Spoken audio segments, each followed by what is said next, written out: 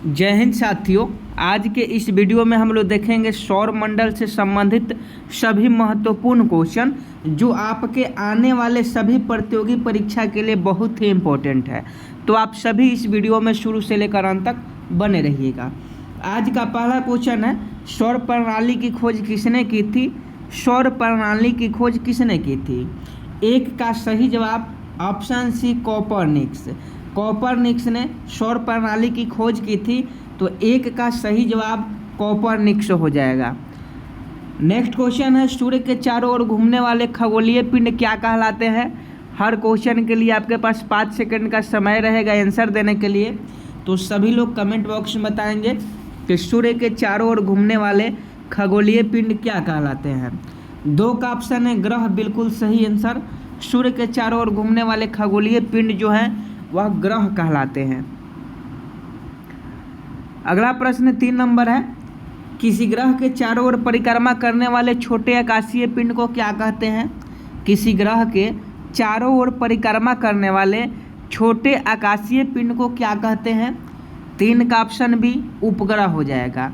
उपग्रह will be right answer. किसी ग्रह के चारों ओर परिक्रमा करने वाले छोटे आकाशीय पिंड को उपग्रह कहा जाता है। नेक्स्ट क्वेश्चन है, ग्रहों की गति का नियम किसने प्रतिपादित किया था? तो देखिए, अगर ग्रहों की गति के नियम के बारे में हम लोग बात करें तो यह केपलर ने दिया था। केपलर ने ग्रहों के नियम का ग्रहों की गति का नियम जो है वह केपलर ने प्रतिपादित किया था। सौरमंडल में कुल कितने ग्रह हैं? बहुत इंपॉर्टेंट क्वेश्चन है। तो सौरमंडल में जो ग्रहों की संख्या है वह 8 है।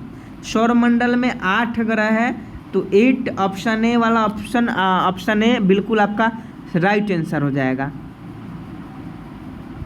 अगला प्रश्न 6 नंबर देख लीजिए, सूर्य से बढ़ती दूरी के अनुसार ग्रहों का निम्न में से कौन सा क्रम सही है? इस प्रश्न में आपको 10 सेकंड का समय दिया जाएगा क्योंकि क्वेश्चन थोड़ा लंबा है और ध्यानपूर्वक सही प्रश्न का जवाब दीजिएगा, गलत हो सकता है। तो देखिए, सूर्य से बढ़ती दूरी के अनुसार ग्रहों का निम्न में से कौन सा क्रम सही है? तो सबसे पहले इसका सही आंसर देख लीजिए, सूर्य के सबसे नज़दीक कौन सा ग्रह है? बुध है। बुध के बाद आपका शुक्र है। शुक्र के बाद पृथ्वी है। पृथ्वी के बाद मंगल है। तो 6 का ऑप्शन ए हो जाएगा, बुध, शुक्र, पृथ्वी, मंगल। सूर्य से बढ़ती दूरी के अनुसार ग्रहों का जो निम्न में से कौन सा क्रम सही है? तो सूर्य के बाद बुध है, बुध के बाद शुक्र है और तीसरे नंबर पर पृथ्वी है और पृथ्वी के बाद मंगल है। तो अगर पृथ्वी के निकट ग्रह पूछा जाए तो शुक्र है और मंगल है, दोनों ये पृथ्वी के पड़ोसी ग्रह हैं। तो 6 का ऑप्शन है सही आंसर हो जाएगा। 7 नंबर का सही जवाब दीजिएगा, पृथ्वी से बढ़ती दूरी के अनुसार ग्रहों का निम्न में से कौन सा क्रम सही है? देख लीजिए, पृथ्वी से बढ़ती दूरी के अनुसार पूछा जा रहा है, तो पृथ्वी के बाद आपको मालूम है पृथ्वी के बाद कौन सा ग्रह है? मंगल ग्रह है। पृथ्वी के बाद कौन सा ग्रह है दोस्तों? मंगल ग्रह है। और मंगल के बाद कौन सा ग्रह है?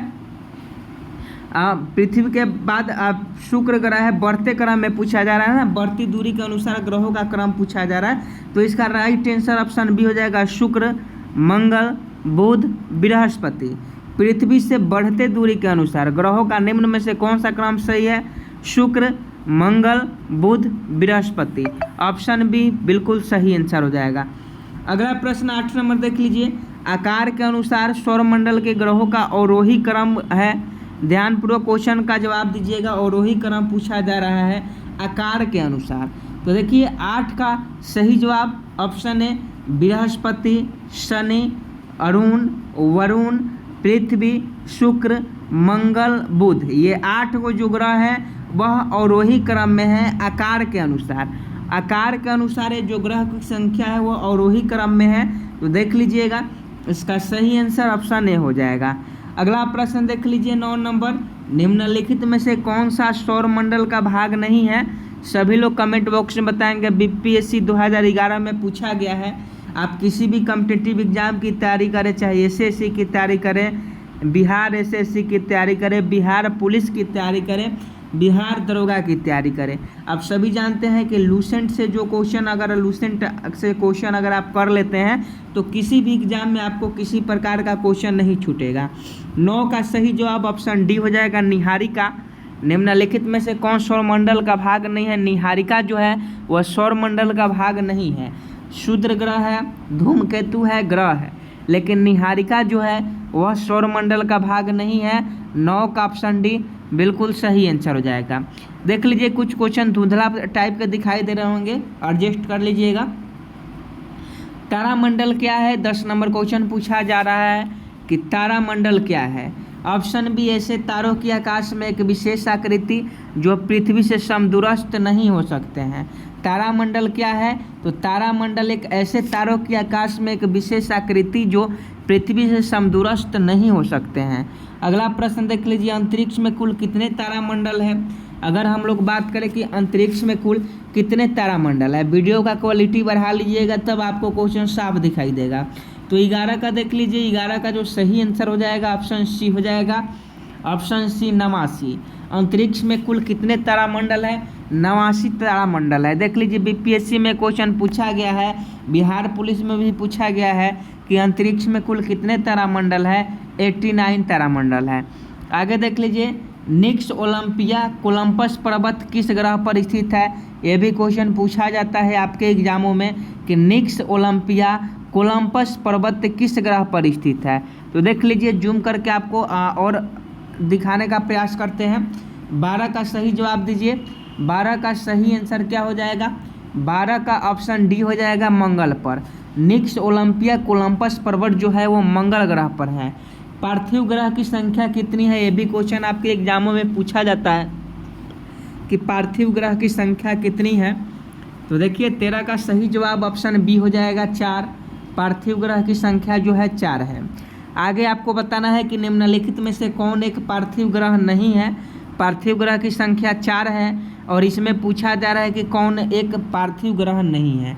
तो देख लीजिए सबसे पहले आप बुध पार्थिव ग्रह है, शुक्र पार्थिव ग्रह है, मंगल भी पार्थिव ग्रह है, लेकिन शनि जो है वह पार्थिव ग्रह नहीं है। तो इसका सही आंसर ऑप्शन डी हो जाएगा। और 4 पार्थिव ग्रह में से 3 पार्थिव ग्रहों का नाम भी आप लोग जान गए।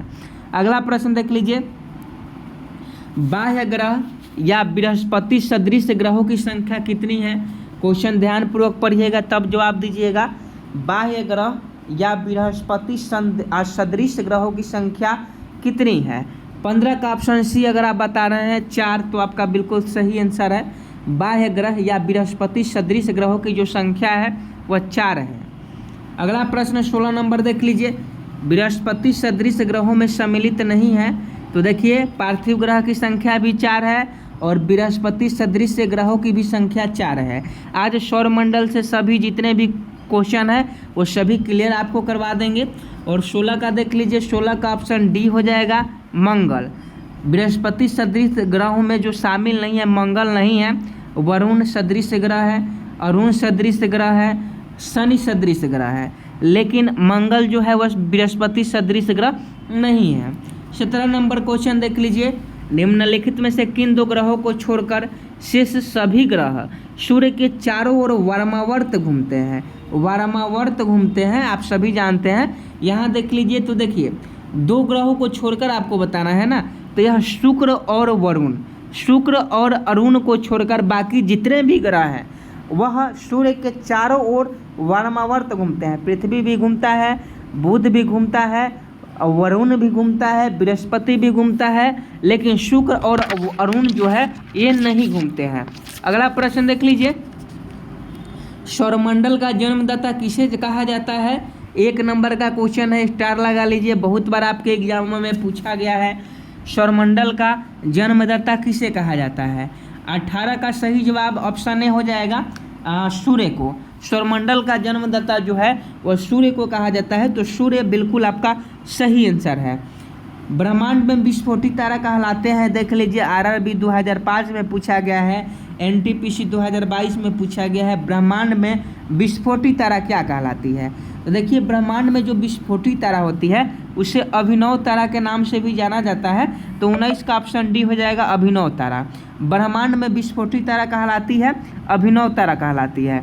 अगला प्रश्न देख लीजिए, वैज्ञानिक जिन्होंने सर्वप्रथम खोज की पृथ्वी सूर्य के चारों ओर घूमती है, आपको बताना है उस वैज्ञानिक का नाम जिसने यह बताया कि पृथ्वी जो है वह सूर्य के चारों तरफ घूमता है। सूर्य मान लीजिए कि यह है, तो पृथ्वी इसके चारों तरफ जो है, पृथ्वी इसके चारों तरफ जो है परिक्रमा करता है। इसका पता सबसे पहले किसने लगाया था? तो 20 का सही जवाब आप सभी जानते हैं, कोपरनिकस ने। कोपरनिकस ने सबसे पहले बताया था कि पृथ्वी जो है वो सूर्य के चारों ओर चक्कर लगाती है। यह बीपीएससी 2014 में पूछा गया प्रश्न। आगे देख लीजिए, निम्नलिखित में से कौन सा ग्रह नहीं है जिसे प्राचीन भारतीय ग्रह मानते थे? आपको बताना है कि निम्नलिखित में से कौन सा ग्रह नहीं है जिसे प्राचीन भारतीय ग्रह मानते थे। तो देखिए, इसमें से एक जो है वह ग्रह नहीं है और वह सूर्य है, क्योंकि सूर्य एक तारा है, सूर्य ग्रह नहीं है। अगर ऐसा क्वेश्चन पूछे कि सूर्य क्या है, तो सूर्य एक तारा है, सूर्य ग्रह नहीं है। तो इसे याद रखिएगा।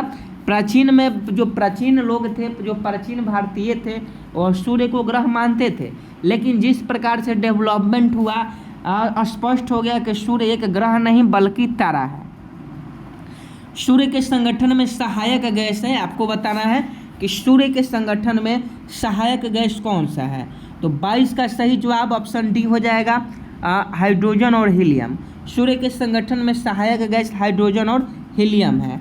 सूर्य के मध्य भाग को क्या कहा जाता है? सूर्य के मध्य भाग को क्या कहा जाता है? प्रकाश मंडल कहा जाता है। सूर्य का जो बीच वाला हिस्सा होता है, मध्य भाग जो होता है, उसे प्रकाश मंडल कहा जाता है।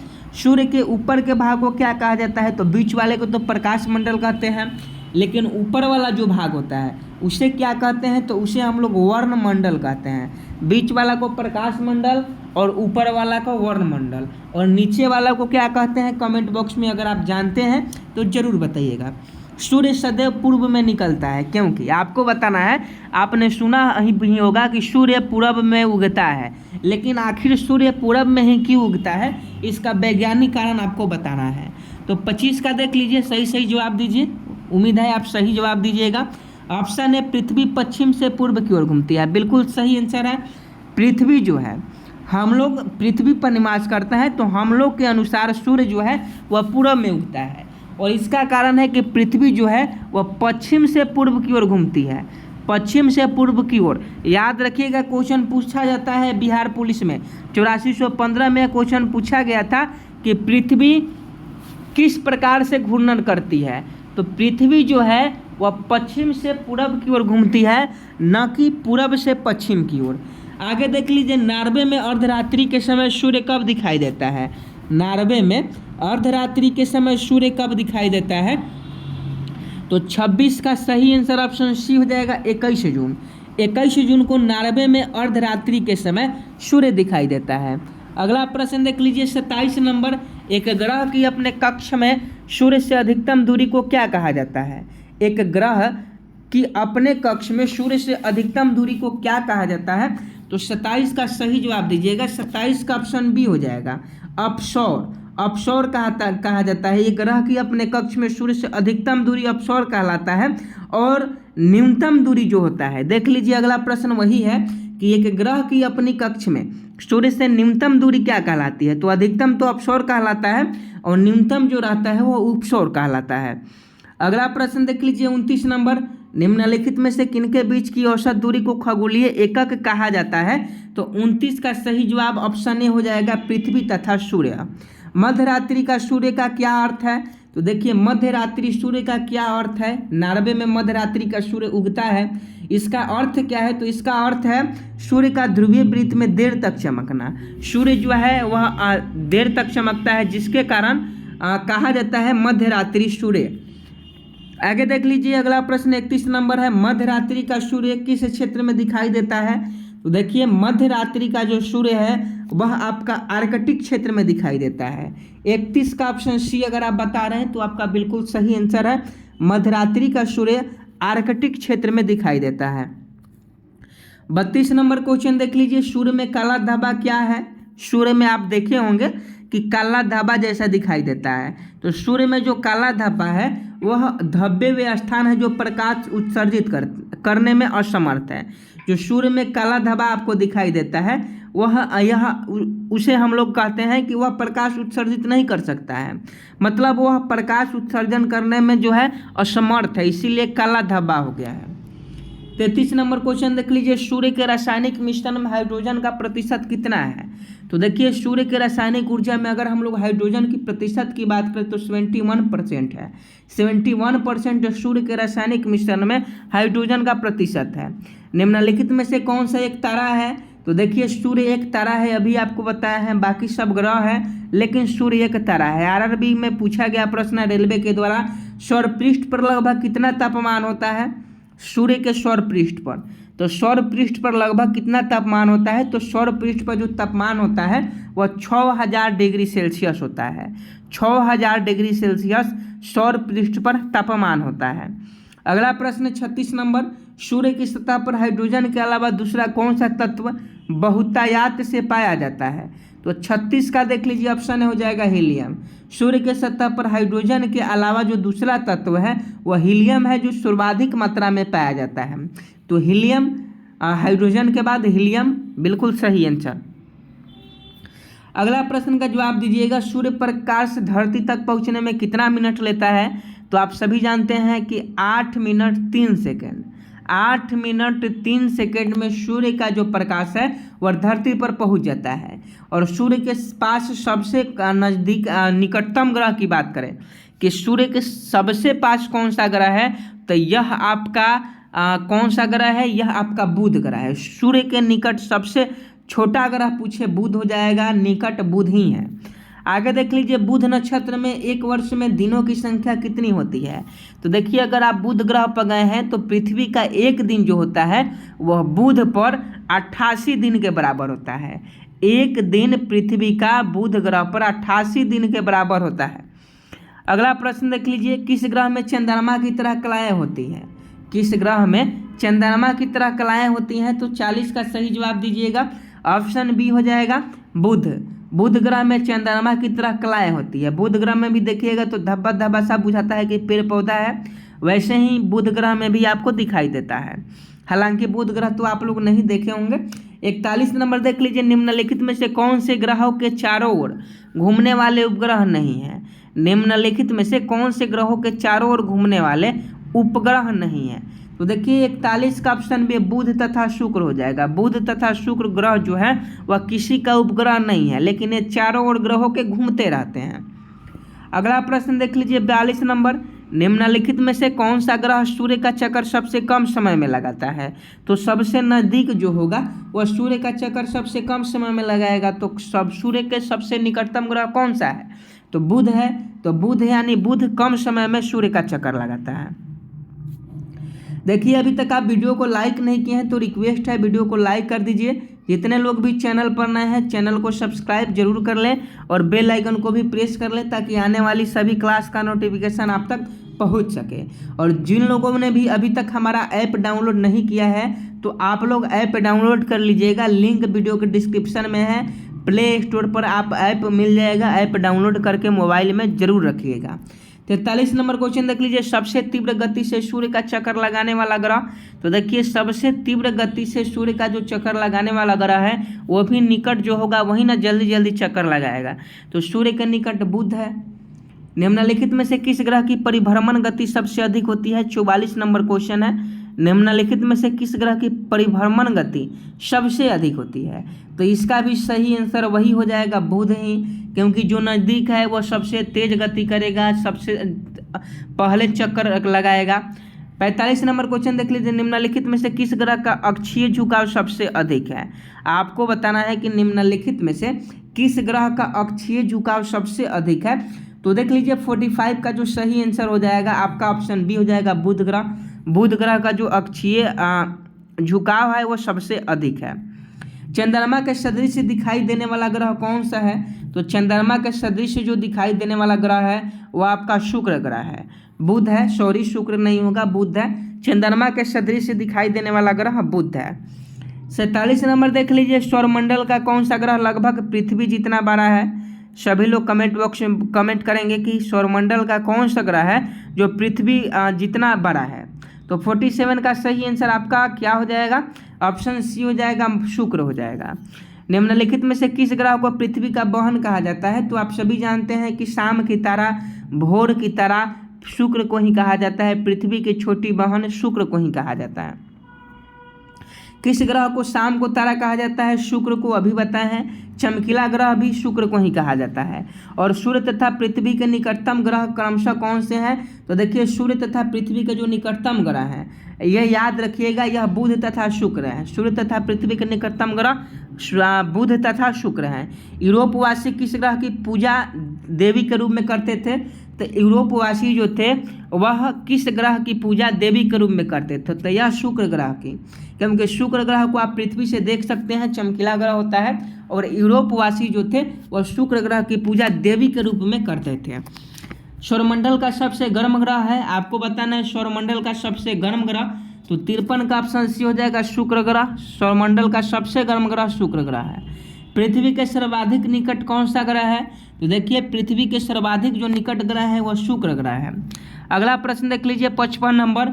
निम्नलिखित में से किस एक को भोर का तारा के नाम से जाना जाता है? तो भोर का तारा, शाम का तारा शुक्र को ही जाना जाता है।